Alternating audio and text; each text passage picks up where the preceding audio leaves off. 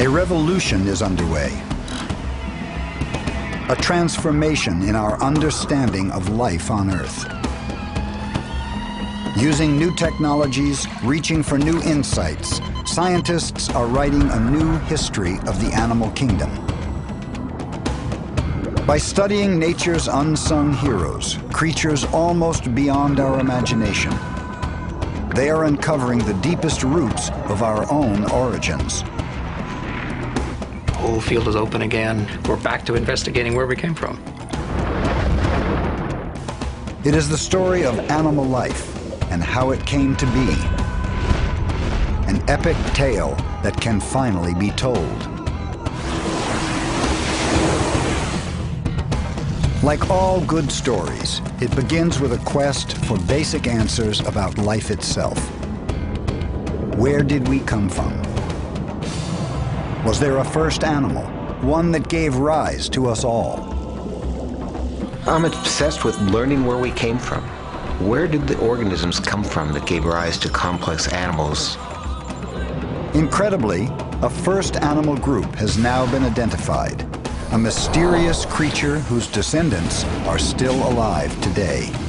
They're just so alien, so old, so ancient, and so different to anything else you find. They're just magnificent. Join us now on the search for the first true animal, the primal ancestor that pioneered the shape of life.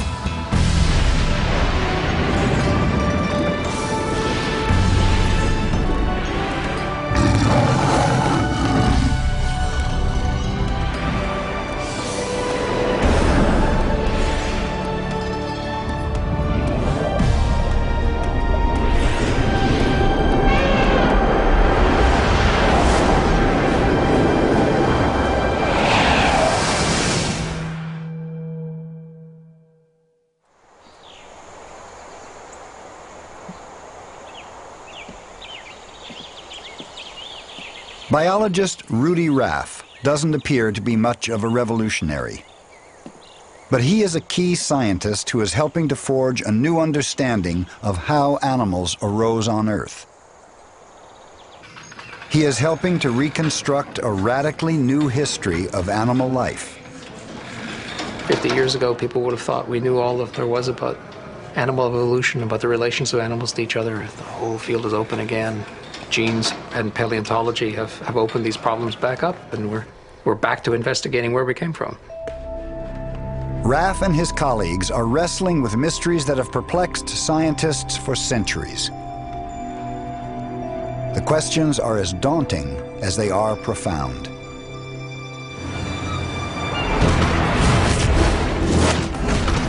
How did life on Earth become so diverse, encompassing millions of species?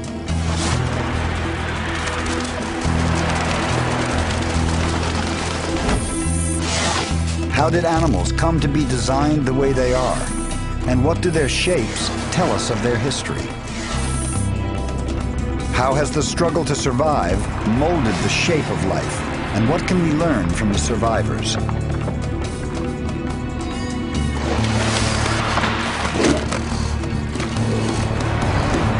How did we humans arise from the complex tapestry of life on Earth? This is really a very exciting time to be looking at evolutionary biology. There are three strands to the story that are beginning to grow and weave into each other to produce a really strong story.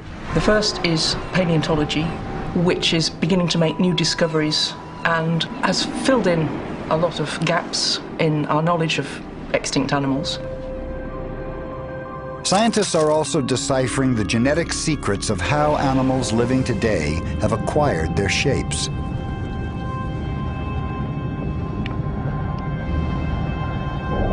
And finally, we can combine DNA sequences and anatomy to construct the animal family tree in powerful new ways. Over the past roughly 2 decades, The tools are there, coming from genetics and molecular biology, recombinant DNA work, and classical embryology and paleontology, all these different fields, they're all coming together.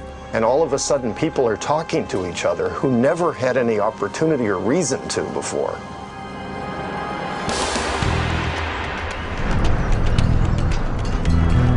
In their quest to peel back the past, eon by eon, layer by layer, researchers are traveling the world, finding clues in lands strange and familiar.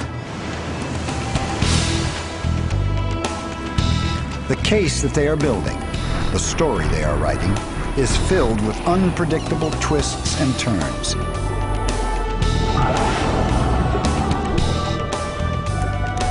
It is a voyage through time, an adventure in natural history, a story full of unknown characters and unsung heroes. This is not some ancient, slow, stupid creature. This is a survivor. It's a survivor for a good reason. You don't last 500 million years if you're poorly adapted. To understand what is being discovered is to see life exposed as it never was before, in all its horror and beauty. From the most delicate creations to the most complex, we will meet fantastic animals that seem at times to border on surreal. We will encounter the monstrous, the mysterious,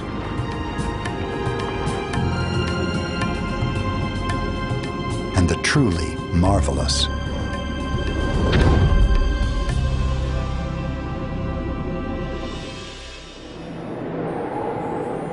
But our story begins with a simple question. Was there an animal, Eve, that gave rise to all of this diversity? It is an ancient puzzle that scientists have finally begun to solve.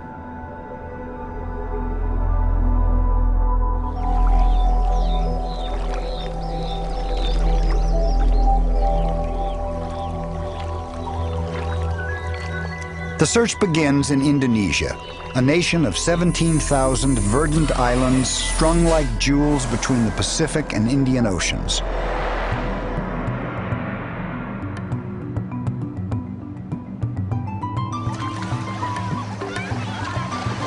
It is home to more than 200 million people of diverse ethnic backgrounds.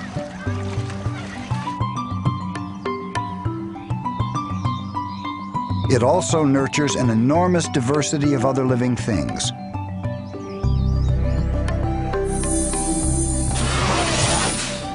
More different kinds of creatures live here than just about anywhere else on Earth.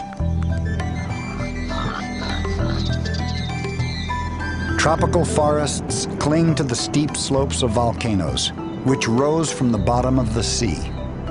The result is a land that spawned new species with abandon, from some of the world's smallest primates to one of the greatest of great apes.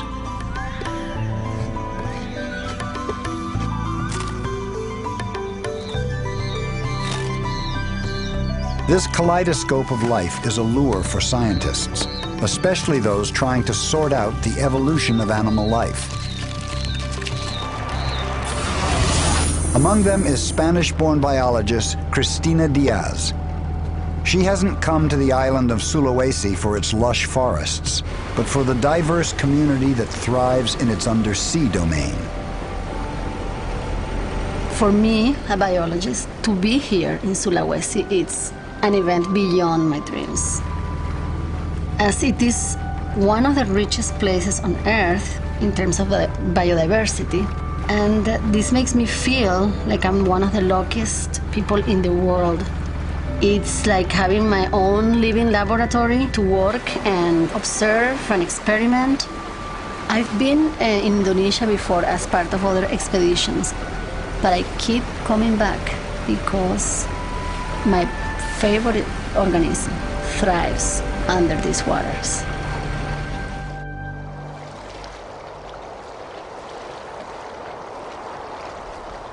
Just below the calm and tranquil waters of Sulawesi lies a bustling world.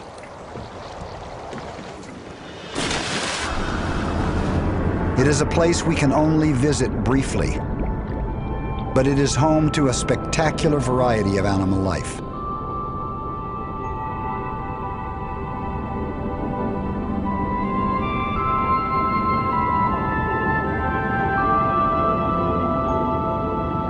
Down here, you are in another world. I feel so comfortable and so part of something very large. It's a world of colors and sounds that it's very hard to describe. It's almost like a silence, but it's a silence that is full of crackling and full of life. And you think you are in a very homogeneous place, but then you start discovering things, and as you move your eyes through the bottom, colors and forms and shapes and sizes start to appear. It's more than beautiful.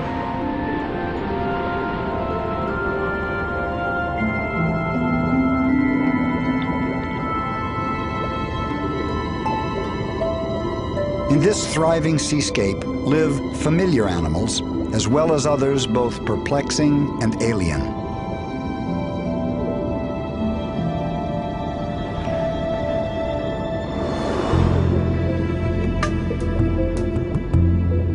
Where others might see a collage of colors and shapes in these waters, Diaz sees pattern and order. I am a taxonomist, and as a taxonomist, what we do is that we attempt to organize the incredible diversity of life that surrounds us.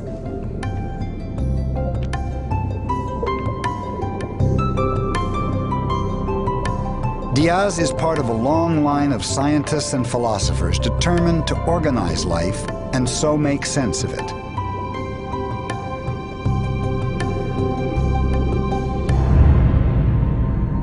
This desire to categorize living things is almost as ancient as science itself. Aristotle was perhaps the first to codify a system for classifying animals by their internal and external similarities. During the mid-1700s, the Swedish botanist Carolus Linnaeus developed a standard method for naming organisms. He introduced the idea of genus and species. To him, animal organisms were perfect and unchangeable creations. 100 years later, Charles Darwin shook the world. His theory said that species could actually change over time. What's more, it also implied that all animals may have descended from a single common ancestor.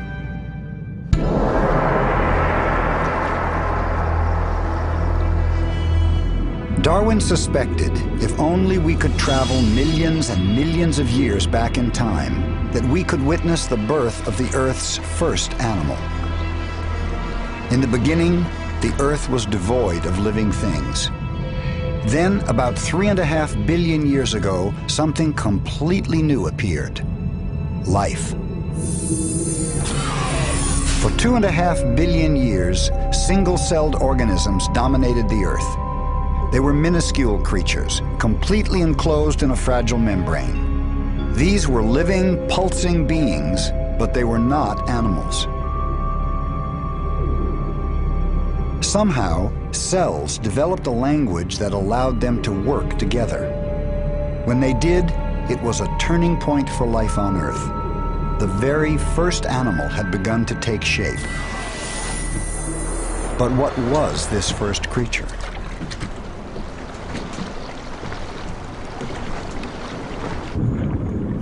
The first animal would really have been something very simple.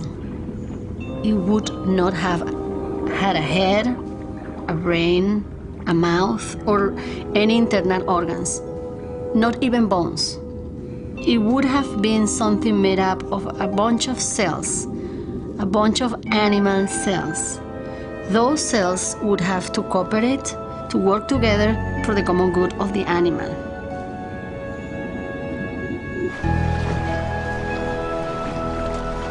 So what would such a creature have looked like?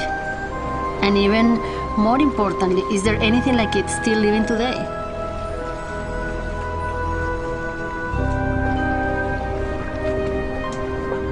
Incredibly, such an animal still exists and it thrives in these waters. And that is why Diaz has come to Indonesia. Okay, here we are. Here you have the city of Nado. And to the north you have Nado, Tua and Bunati. Local legend Hans Batuna is a retired medical doctor, affectionately known as the grandfather of diving in northern Sulawesi. There are caves in any And there are caves there, especially in Nado Tua. Batuna knows exactly where Diaz can find what she has come to study and points the area out to her. Spot around there. And there's a very deep trough here, and here the Mariana Troughs are. He tells her that she must go to the foot of a volcano called Manado Tua. There she will find a reef that ends in an underwater wall, plunging hundreds of feet into the depths. There, she will find what she seeks.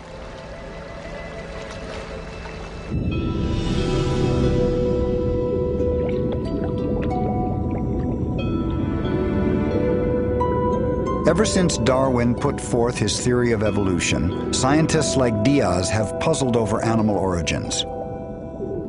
At long last, she and others think they have found a creature that links us to a moment in deep time, to the first animals of Earth.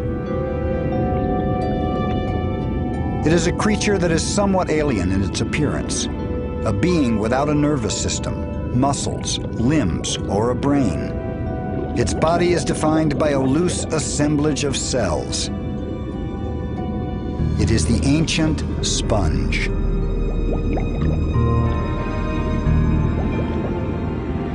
When I encounter a sponge, it just takes my breath away. I just want to stop and look.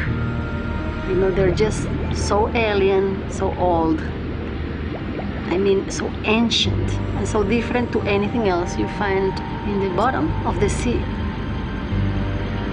When I encounter a sponge, I'm just in awe, not only by their presence, but their giant size and their beauty, but they are so different.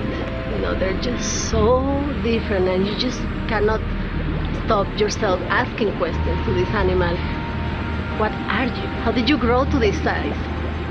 How do you manage through every day? What do you do? You know, how do you eat? It's just they're so alien forms of life, you know, and at the same time they're so present that it's just it just leaves me in awe. Yeah, I think they're beautiful, they're original, they are mysterious. They have lots of secrets that we have to unveil, you see, and that for me it's an attractive thing. They keep a lot of secrets that I think are very important.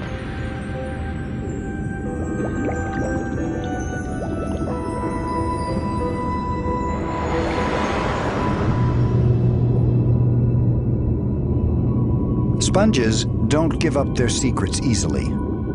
Their apparent simplicity is both provocative and perplexing.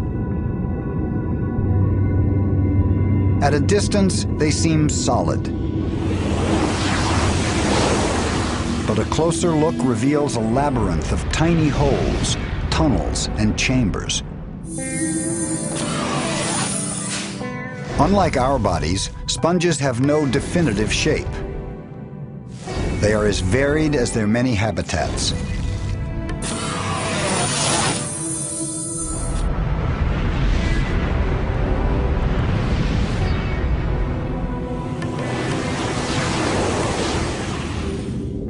Scientists have described more than 9,000 different species of sponge. They thrive in salt and freshwater environments around the world, turning up in the most bizarre and unexpected places, from the frigid waters of the poles to the warm seas of the tropics.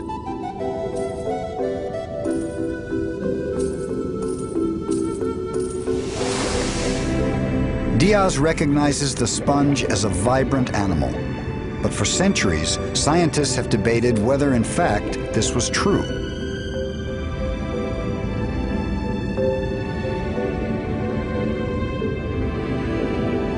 Even today, it stretches the imagination to think of this odd organism as an animal. To the untrained eye, it barely seems alive at all. When we think of animals, we conjure up something entirely different. Animals move. They feed themselves.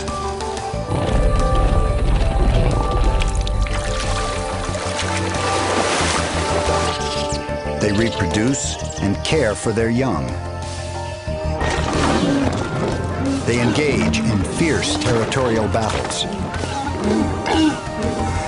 In comparison, a sponge seems lifeless.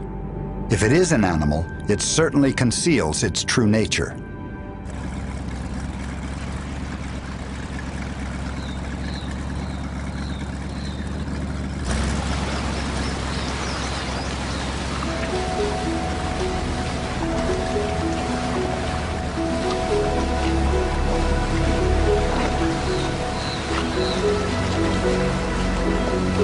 Hi.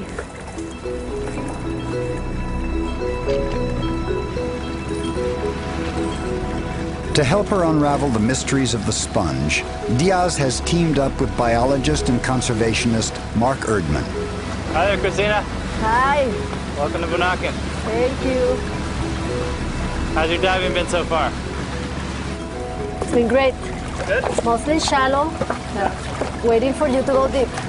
Okay, think we can handle that? Mm-hmm. I can't wait.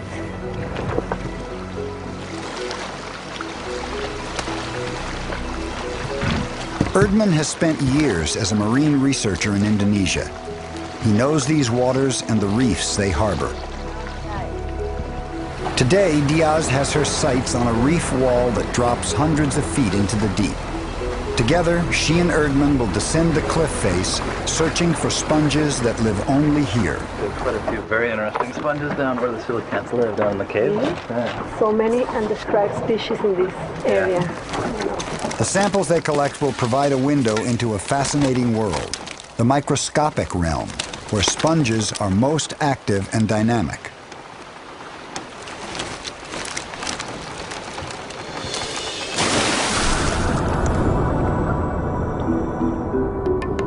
Sponge cells are unique in the animal kingdom. But in order to study their miraculous abilities, Diaz and Erdman will have to gather living samples and transport them to the lab. We need sponges to study in the lab, and so we have to collect specimens.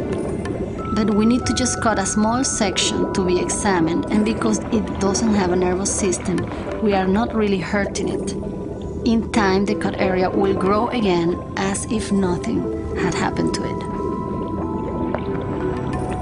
All animals rely on cell-to-cell communication. But Diaz and others have been able to show that sponge cells have a unique way of working together. To witness these abilities is to be amazed. Cell-to-cell communication is very important for all organisms. But in sponges, it's uniquely important because in sponges, cells carry out all the functions that other organisms are taken care of by specific organs, like the heart, or the nervous system, or the skeletal system, or the blood. So sponges have many responsibilities to perform. Unlike most of our cells, those of sponges retain a special freedom. They can continuously reinvent themselves, performing some truly miraculous feats.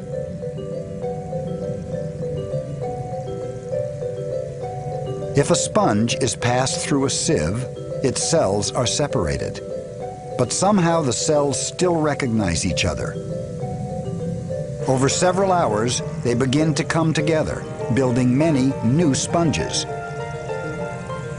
No other plant or animal can resurrect itself this way.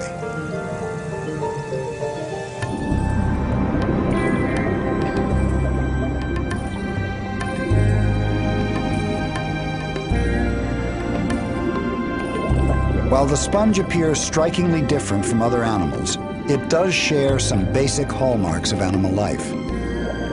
Its cells are held together, in part, by a protein called collagen, which is possessed by all animals on Earth.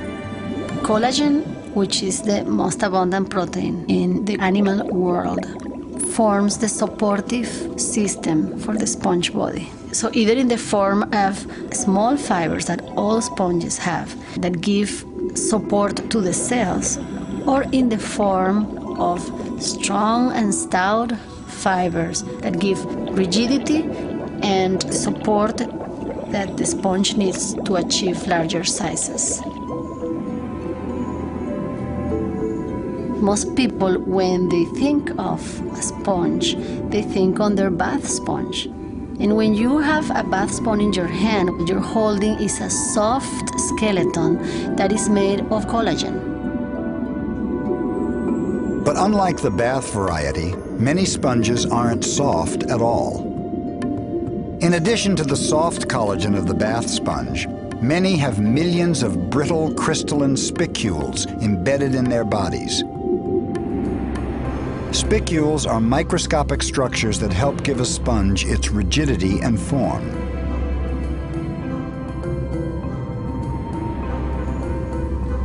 Spicules are an incredible tool for us today to identify most of the sponges that are living in the oceans. You can identify a species or a group of sponges not only by the type and the size of the spicules they have, but the way that they are arranged in the sponge body.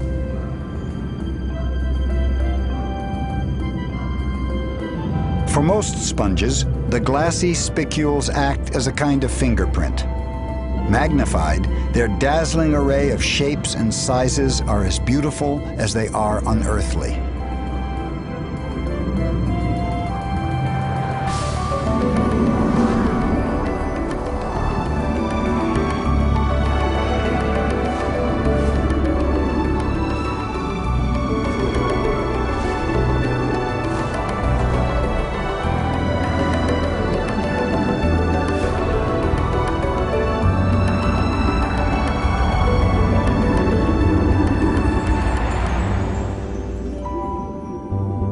If the sponge is indeed an animal, it must eat to survive. How does it feed itself when it has no obvious mouth? A sponge is actually a fantastic pump, which requires an incredible coordination of cells to function. It's a living filtering machine. It lives by sucking in water and filtering out food particles. These seemingly motionless creatures are working extremely hard in order to feed. Imagine that to get an ounce of food, a sponge has to pump over a ton of water through itself. Now, can you imagine doing that yourself? Drinking a ton of water to get an ounce of food to your body? Diaz has studied sponges for decades, yet she has never seen them feed in the wild. Until now, few have.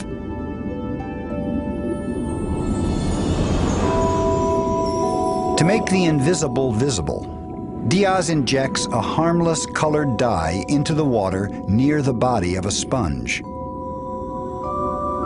One of the ways we can test for the rate of water flow that moves through the sponge body is to inject a colored dye and measure the speed at which it is pumped through the sponge.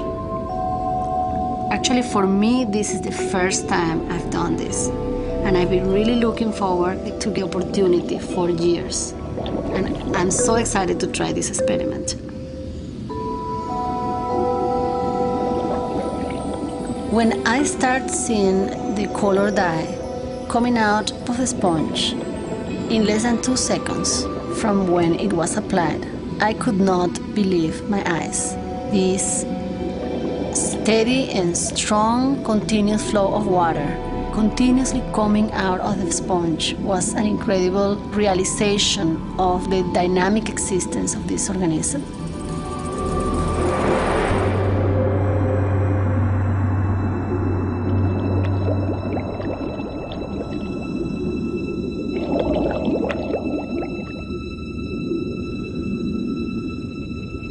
It's an incredible sight to witness.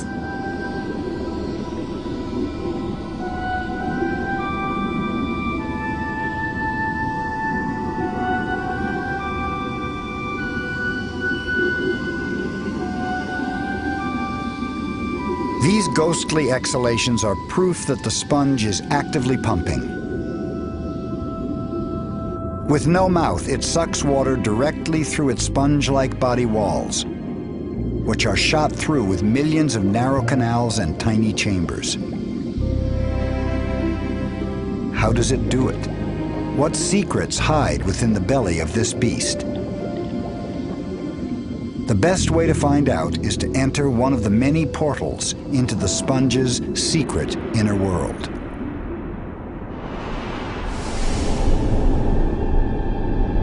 Drifting along with countless single-celled organisms, we feel the tug of a current. In the wonderland within, this sponge's cells all work for the common good, but they do it in wildly different ways. As the current draws us on, we pass sponge cells that are making new spicules.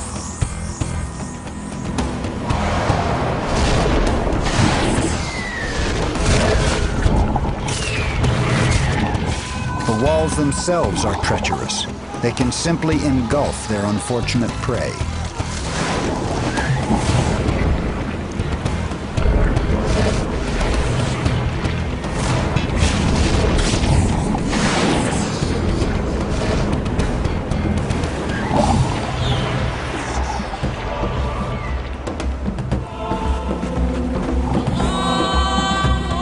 As we are drawn through ever narrower passages, the current slows until we burst into one of the sponge's millions of tiny beating hearts. These are colonocytes, cells whose whip-like flagellae powers the pump. The flow quickens again as it whisks us away through the labyrinth of canals that lead out into the sponge's central cavity.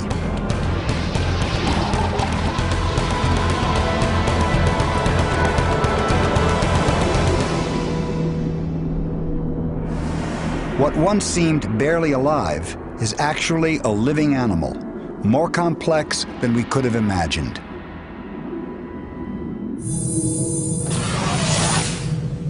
The sponge's pumping does more than satisfy its hunger for food.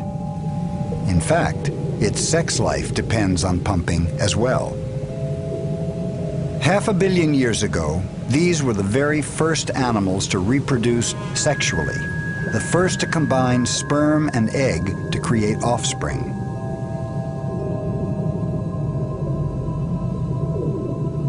Set adrift, some sperm will be lucky enough to enter another sponge of the same species.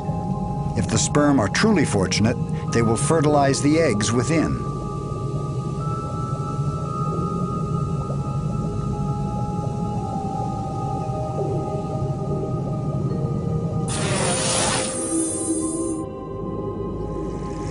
Our intimate tour of the sponge reveals a creature full of surprises. From feeding to reproduction, it engages in elaborate behavior. More than a mere aggregation of cells, the sponge is in fact a living, thriving animal.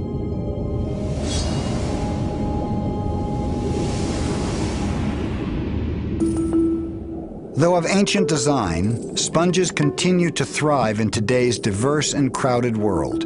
In fact, they play a vital role in the lives of many other animals.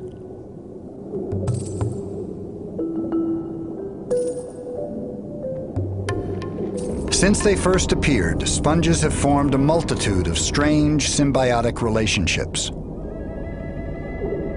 These sea cucumbers, just a few inches long, take advantage of the sponge's pumping action. As food particles too large for the sponge to absorb flow by, the sea cucumbers use their tentacles to snag them. It's a free lunch, all thanks to a sponge. On Indonesia's crowded reefs, sponges provide sanctuary to a whole host of different creatures. Small species of fish hide within their walls or perch cryptically upon their turrets.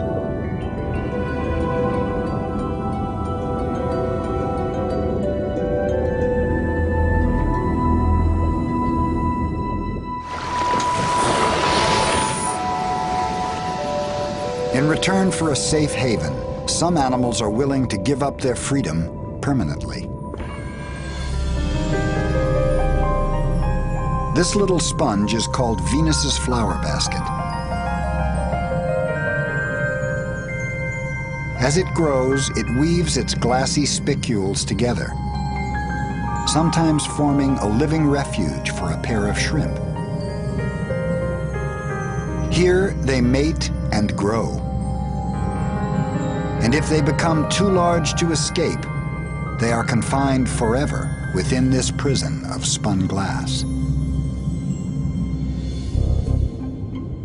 Sponges unwittingly protect their animal partners in other unusual ways.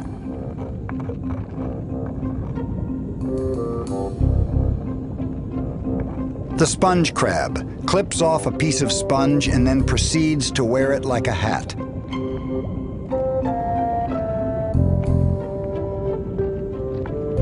Since most sponges are inedible, the crab benefits from the camouflage.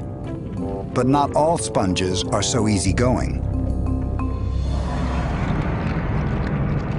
Asbestopluma is a sponge that kills. Its hair-thin spicules are covered with tiny hooks, perfect for snagging a helpless crab larva. Specialized cells ooze out of the sponge's body, migrate around its prey, and digest it alive. With cells wandering in and out of its body, this sponge seems like a character from science fiction. Not a likely candidate for the title of the first animal on Earth.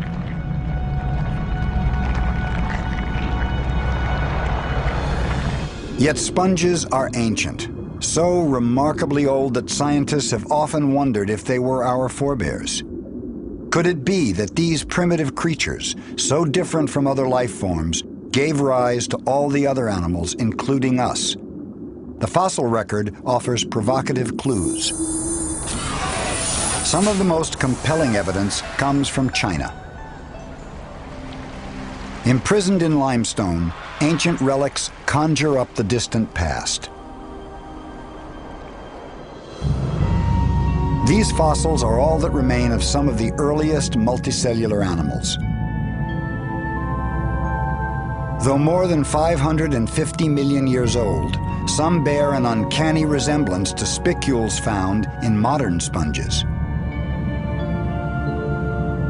But age alone is not enough to prove that sponges were our primal ancestors.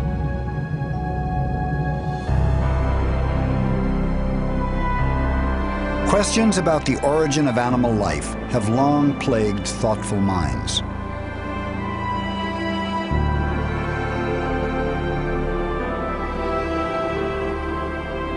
One man who's devoted himself to unraveling the mystery is Mitchell Sogan. I'm obsessed with learning where we came from. And what I mean by that, not who your mother and father is or your grandparents, but rather where did the organisms come from that gave rise to complex animals like man, other species.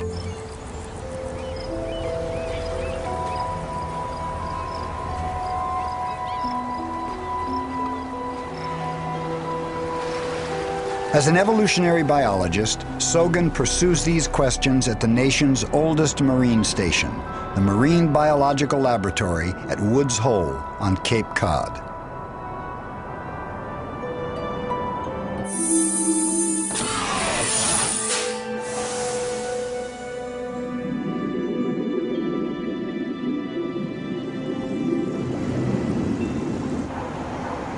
Working here, Sogan was quick to take advantage of promising advances in genetics and computer science. Yeah, Yes, Take these a look are at this, Jenny, see what you think. diatoms from Nebraska. They're alkalophiles. Go ahead, Jenny, have a look. So these were isolated from lakes. So if we can get some DNA from these guys by this week, we could probably set up some PCR experiments around Thursday or Friday. And we should be able to get a sequence from these things. Mm-hmm. As new technology became available, Sogan decided to search the genes of different animals to see if he could demonstrate which one gave rise to all the others.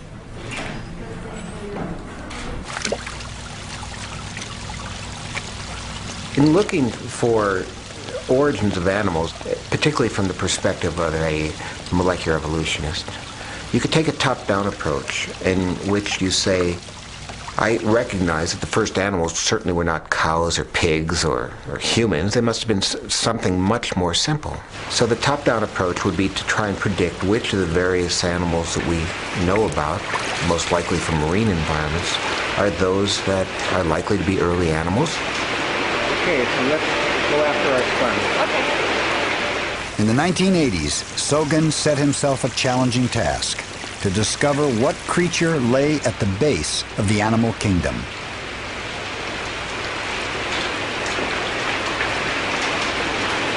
Wow. Both of these sponges look pretty good for this time of year, I think, Monica. At the time, some scientists suspected the sponge. To solve the mystery, Sogan decided to look where few had looked before, inside the sponge's genetic code. So let's take the sponge home. Right. Let's take the sponge back to the lab and go work. First, he would have to get a clear view of the DNA inside their cells. It was laborious work, a painstaking process known as gene sequencing. So what we want to do is get some of the healthier tissue here, so we're going to take just the tips. Genetic sequences are very much like blueprints for constructing an organism. It defines everything that there is to know in order to generate a body plan or to carry out metabolisms or physiology. You have a set of genetic blueprints that defines who you are. I have a slightly different set of genetic blueprints that defines me. It's very much like the blueprints for building buildings or cars or whatever it is you have to have a plan for making. We can compare the genetic blueprints of different things. So, for example, I can compare the genetic blueprint of an automobile. I can compare that to a covered wagon. And there are a minimal number of elements in that blueprint that are common between those very disparate kinds of vehicles. I can do the same thing in terms of organisms. Sogan compared the genetic blueprints of sponges to those of other organisms.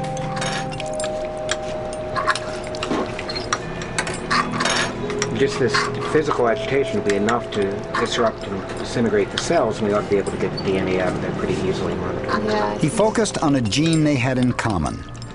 But genes are not identical, and their subtle differences would be telling. If the genes of two animals revealed little variation, the animals were closely related. By grouping animals in this way, Sogan could trace a family tree. The animal at the base of the tree would be ancestral, or basal.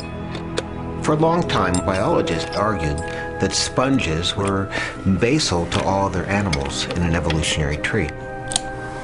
But there really wasn't any objective, certain way to make that claim until the advent of molecular sequencing capabilities. In order to compare gene sequences, scientists must first extract the DNA from the nucleus of cells. The living code can then be reduced to data that the scientists can analyze.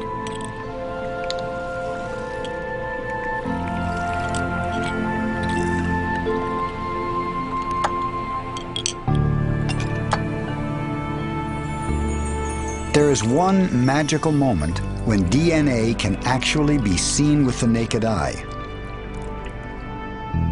These delicate threads carry the instructions for making an animal and a fascinating record of the way that animal evolved.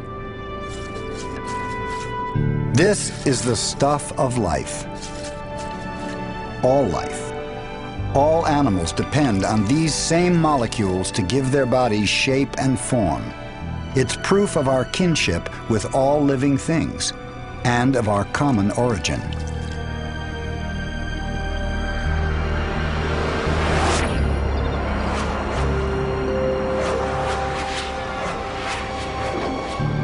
When Sogan first began to sequence DNA, the process was done by hand.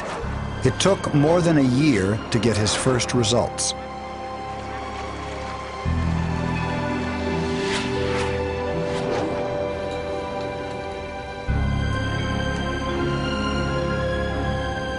Millions of years of evolution could be deciphered if only the genes would give up their secrets. Sogan was determined to find the first animal, the ancestor common to us all, but he knew the challenges were daunting.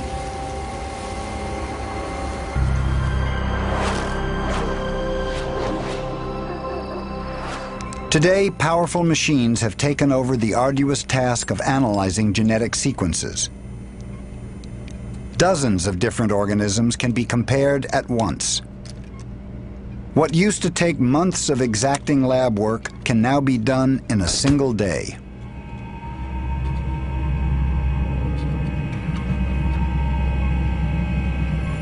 Sogan could quickly sort through reams of genetic information.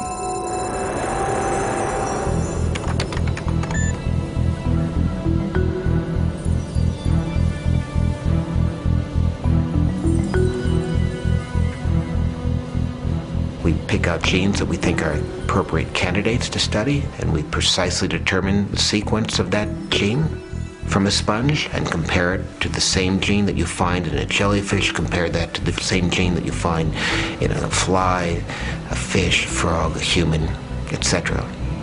The gene's code is written in a series of 4 letters, thousands of characters long. Sogan focused on one particular gene to see how it changed and varied in the DNA of different animals. Honing in on a specific region of the gene, he began a search that could lead to insights about the evolution of animal life. As he churned through sequence after sequence, animal after animal, the family tree was slowly revealed.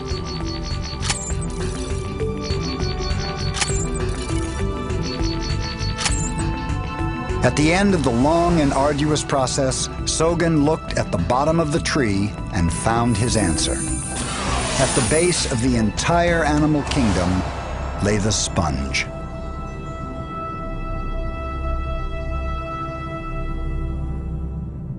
Sponges lie at a critical juncture in the evolution of more complex life forms on this planet. They're clearly basal to the other animals. They come from a unicellular world, and that's a major achievement, because now you can imagine development of greater organismal complexity. In this particular state now, sponges had already laid the seeds for the evolution of animals that you find distributed throughout the animal world.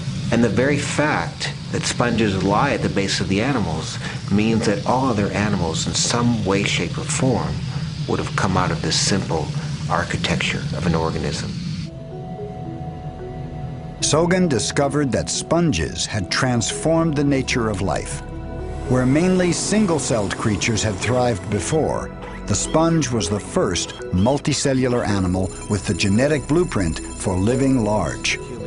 All animals are based upon that same blueprint.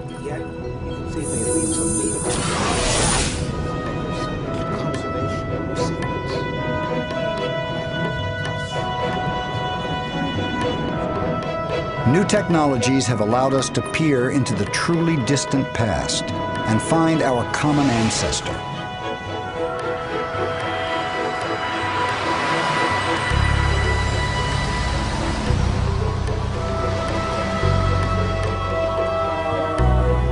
If we were to run the clock of life backwards, condensing hundreds of millions of evolutionary steps into a minute or so, we would come face to face with the simple organism that started it all.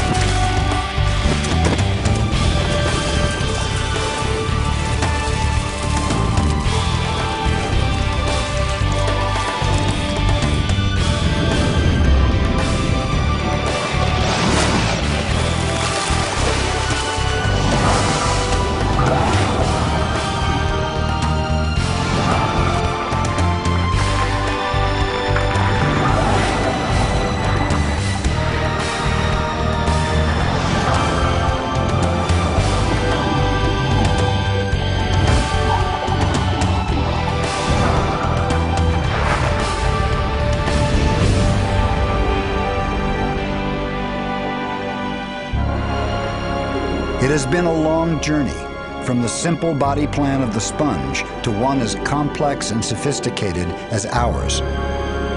But without this basic platform to build upon, evolution could not have created the myriad creatures that inhabit every environment on our planet.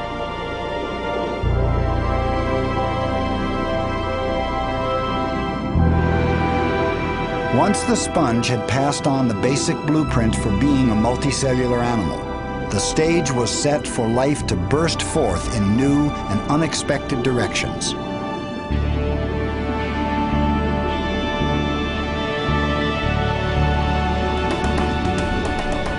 Scientists are now beginning to unfurl the map of life's long journey, to understand how creatures evolved to move, swim, crawl, run, hunt, kill, soar through the sky, and even develop the intelligence to try to make sense of the world around them.